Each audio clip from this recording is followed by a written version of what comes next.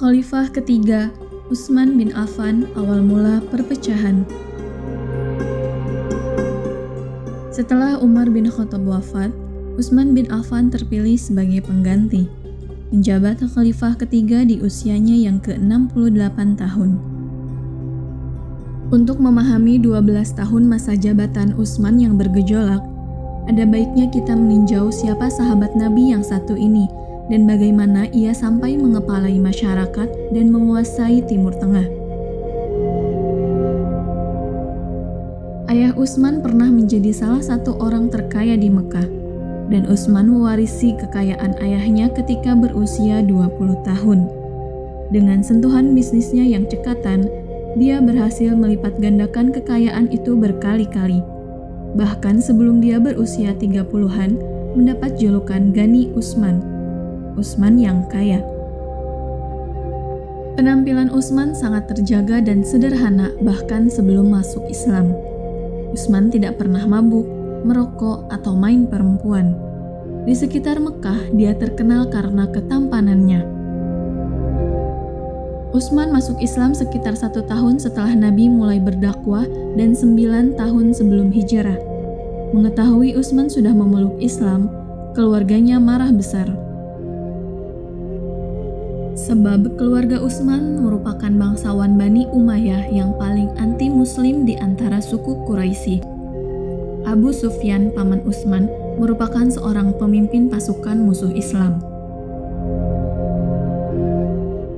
Meski Utsman orang kaya, tetapi ia tidak pelit. Dia sering mendermakan hartanya untuk kepentingan umum. Misalnya dia memperluas beberapa masjid di Madinah. Ketika umat Islam membutuhkan air, dia membeli sebuah sumur yang berharga dari salah satu suku Yahudi dan disumbangkannya untuk publik. Setelah Nabi Muhammad meninggal, Utsman khawatir umat akan hancur berantakan. Rasa takut terhadap akhirat amat mencekam lelaki malang itu. Utsman pernah berkata, "Setiap hari adalah hari kiamat." Maksudnya tidak pernah ada sesaat pun yang aman untuk berhenti berbuat baik.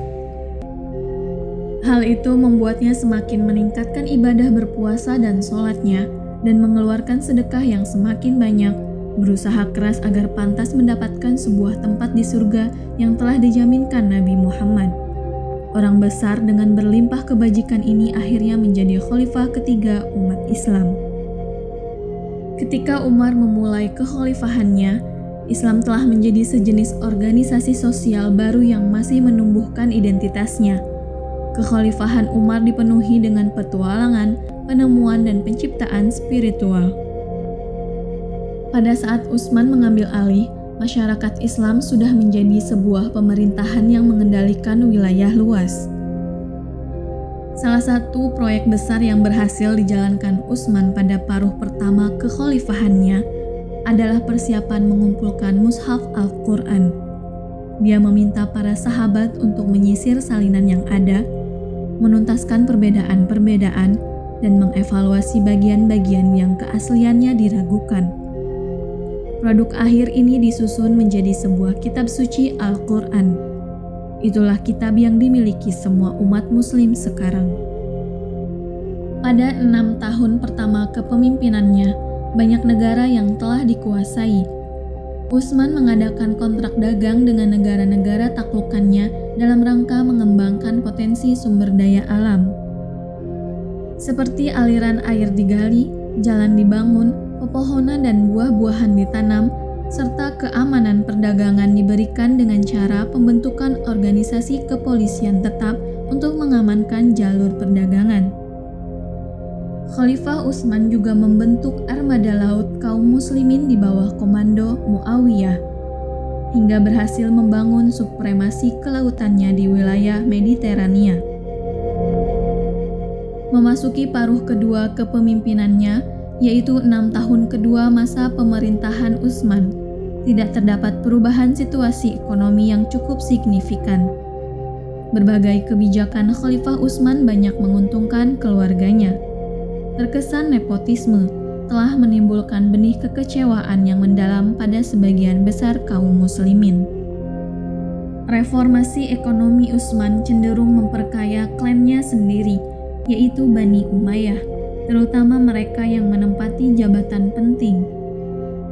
Khalifah Utsman juga menunjuk kerabat dekatnya untuk mengisi banyak posisi politik yang kuat di seluruh pemerintahan, hanya karena mereka adalah orang-orang yang dikenal baik dan paling dipercayainya.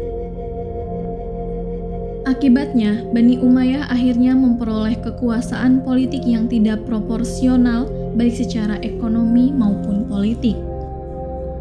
Salah satu klan Bani Umayyah itu adalah Muawiyah, sepupu Utsman. Meski Umar telah menunjuk Muawiyah sebagai gubernur Damaskus dan sekitarnya, tetapi Utsman justru terus menambah luas wilayah bagi sepupunya. Sehingga Muawiyah memerintah seluruh kawasan dari hulu sungai Efrat di Mediterania sampai ke pantai Mesir. Muawiyah adalah anak Abu Sufyan, bangsawan suku Mekah yang memimpin serangan terhadap Islam dalam 2 dari 3 pertempuran antara Mekah dan Madinah. Ibu Muawiyah, Hindun, mengikuti suaminya dalam perang Uhud. Seperti yang sudah dibahas dalam materi perang Uhud, ketika kaum muslim melarikan diri, Hindun mencabik hati Hamzah, paman Nabi Muhammad. Perlu digarisbawahi, bagaimanapun juga Nabi bukanlah seseorang yang menyimpan dendam. Setelah seseorang memeluk Islam, dia akan menjadi bagian dari keluarga, dan begitu pula dengan Bani Umayyah. Nabi berpikir Muawiyah memiliki potensi dan terus dekat dengannya setelah dia masuk Islam. Tidak diragukan lagi, Umar menunjuk Muawiyah menjadi gubernur Damaskus karena dia memiliki suatu kelebihan. Tapi mungkin Umar seharusnya berhenti sejenak untuk memikirkan mengapa Muhammad sangat menjaga kedekatan dengan Muawiyah. Begitu ditempatkan di Damaskus, Muawiyah mencurahkan kecemerlangannya untuk menyusun tentara yang setia kepada dirinya sendiri. Ini akan memiliki konsekuensi suram setelah kematian Utsman yang tak terduga. Menjelang akhir 12 tahun pemerintahan Utsman, mulai terdengar suara ketidakpuasan di seluruh pemerintahan Islam. Orang-orang dari Mesir mendatangi Utsman di Madinah, meminta agar khalifah mengganti Muawiyah, tetapi Utsman menolak. Kemudian mereka menuntut agar Utsman mundur dari jabatannya dan membiarkan orang yang lebih baik untuk menggantikannya. Utsman dengan marah juga menolak. Kewajibannya adalah kepada Allah, katanya, dan berhenti dari jabatannya atas perintah dari suatu masa merupakan penghinaan terhadap Allah. Beberapa ulama Sunni seperti Ibnu Qutaibah, Ali bin Burhanuddin al-Halabi, Ibnu Abi al-Hadid, dan Ibnu Manzur melaporkan bahwa ada beberapa sahabat terkemuka bersama mereka yang secara terbuka menentang dan meminta Utsman untuk mundur. Alasannya, Utsman sudah tidak tegas dan banyak melakukan nepotisme. Tolha, Zubair bin Al-Awam, dan Aisyah, istri Nabi, termasuk di antara mereka yang memimpin para pemberontakan. Pada 36 Hijriah, di luar rumah Utsman, para pemberontak merusak pintu rumah Utsman dan menerobos masuk dengan tempik sorak yang riuh. Mereka menemukan khalifah di ruang kerjanya. Dalam temaram lampu kecil yang berkedip-kedip milik pria usia sekitar 80 tahun itu, mereka memukul pemimpin mereka sendiri sampai mati. Selama 4 hari amuk massa membanjiri kota, warga Madinah memilih untuk berdiam diri di rumah-rumah mereka, menunggu kekerasan mereda. Bahkan ketika keributan menyurut, para pemimpin massa mengatakan mereka tidak akan keluar kota sampai khalifah baru diangkat, seseorang yang bisa mereka percaya. Dalam kondisi itu, semua pikiran berpaling pada satu kandidat yang telah dilewatkan dari waktu ke waktu. Orang yang oleh sebagian selalu disebut sebagai satu-satunya penerus Nabi yang sah. Dia adalah Ali bin Abi Thalib, menantu Muhammad.